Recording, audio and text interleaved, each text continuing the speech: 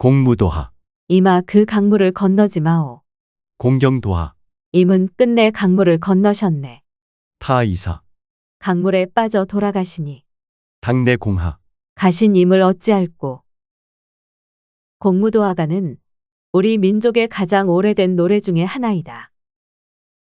공무도하가는 기원전 옛 조선에서 창작되어 입에서 입으로 구전되어 오다가 후한 시대 채홍의 금조와 진나라 때 최표에 의해 고금주에 기록됐고 이후 한치윤의 해동 역사에 설화와 가사가 함께 옮겨져 우리 문학으로 인정받았다. 공무도하가는 조선의 진졸 광리자고의 아내 여옥이 지은 것이다. 이별과 죽음에서 나오는 한의 정서를 담고 있는 공무도하가는 후대에도 아리랑, 정읍사, 가시리, 서경별곡, 진달래꽃 등으로 면면이 이어졌다. 진나라 때 최표가 쓴 고금주에는 다음과 같이 공무도하가에 대한 설화를 기록하고 있다.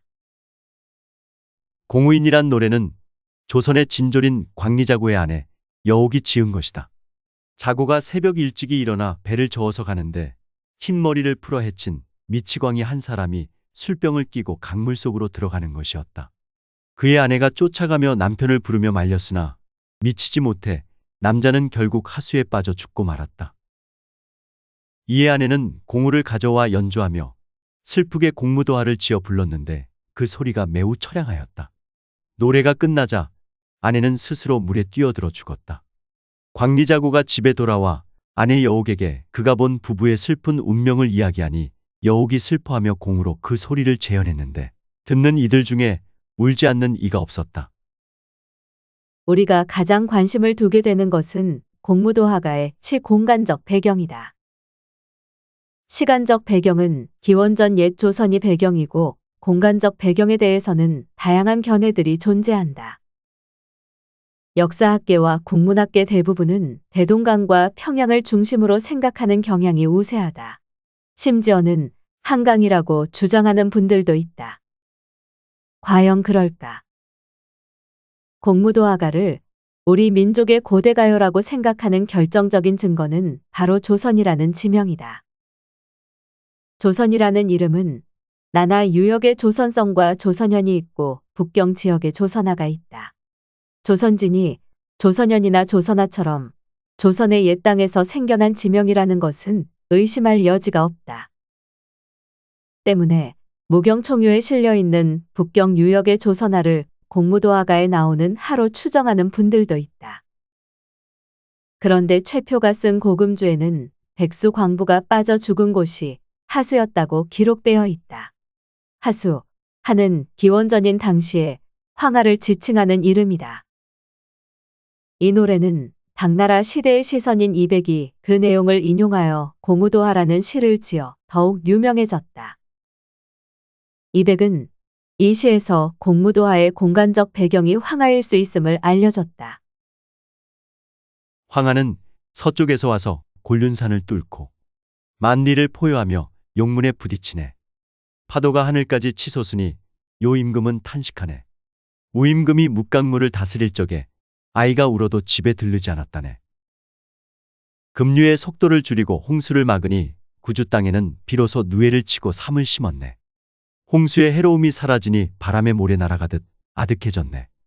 머리 풀어 헤친 노인은 미치고 망령들어서 맑은 새벽에 물가에 가서 무얼 하려나. 남이야 상관 안 해도 아내는 그를 말리네. 이미여 황하를 건너지 마오. 기어이 황하를 건너는구려. 호랑이는 때려잡을 수 있으나 황하를 건너기는 어렵다네. 이미여 끝내 물에 빠져 바다로 흘러가는구려. 흰 이빨 설상 같은 큰 골에 있어. 이미여 그 이빨 사이에 걸려버렸구려. 공우 소리 슬프건만 임은 다시 오지 않는구나. 이백은 공무도하가를 인용하여 자신의 시로 읊어놓았다. 그런데 놀랍게도 공무도하가를 오임금의 치수와 연결하여 공간적 배경을 황하로 규정하고 있다. 공무도하가의 하를 황하로 이해한 것은 이백뿐만이 아니었다.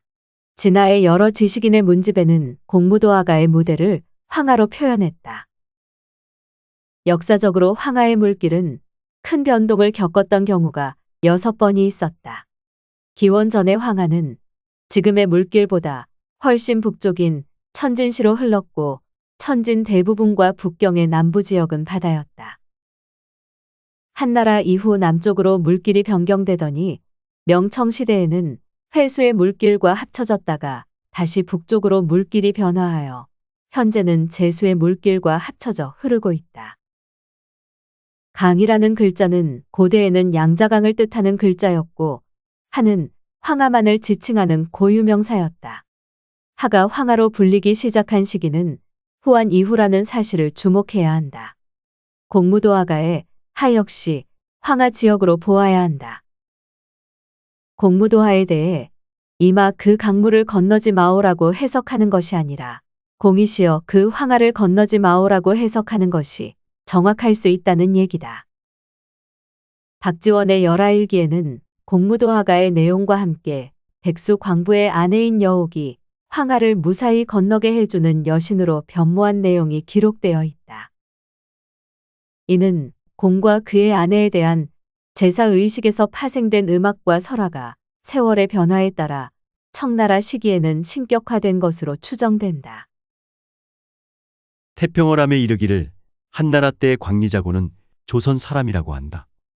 천비는 세속에 전하기를 황하의 신이라고 한다.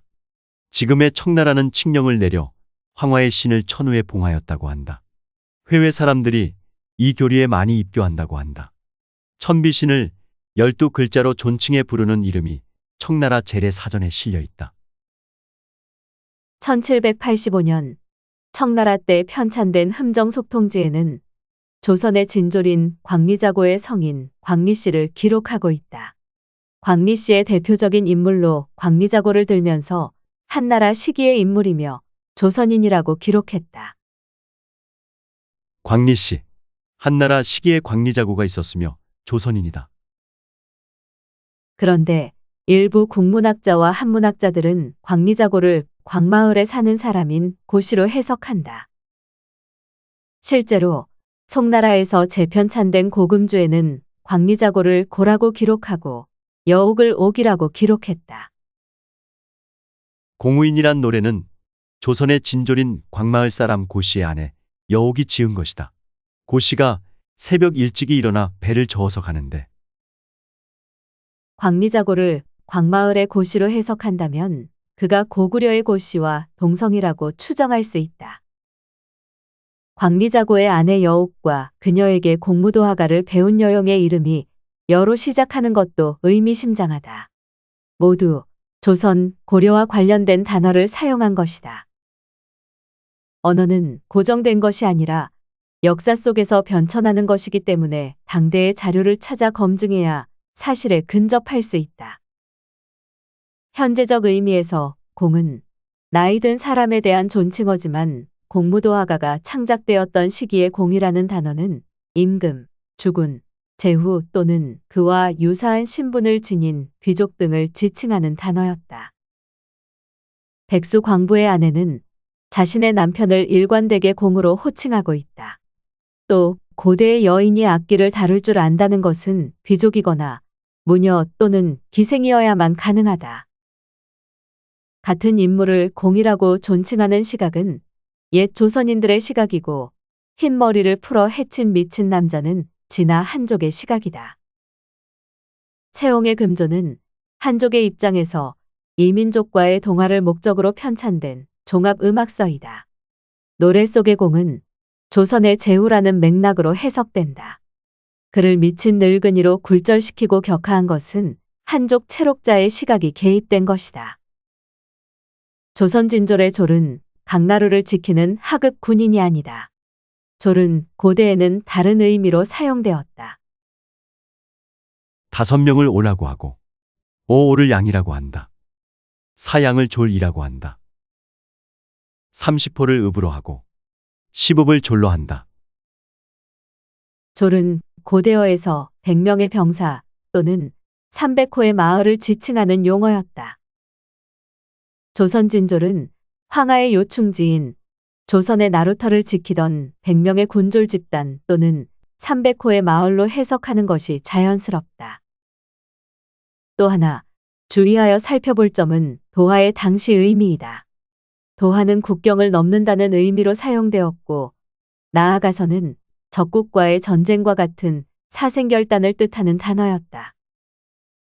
이상의 내용을 정리해보면 공무도하가는 조선의 거수였던 공의 죽음 뒤에 공이 떠나간 황하에서 공을 추도하는 고조선인들의 재래의식에 사용한 음악이었을 가능성이 크다.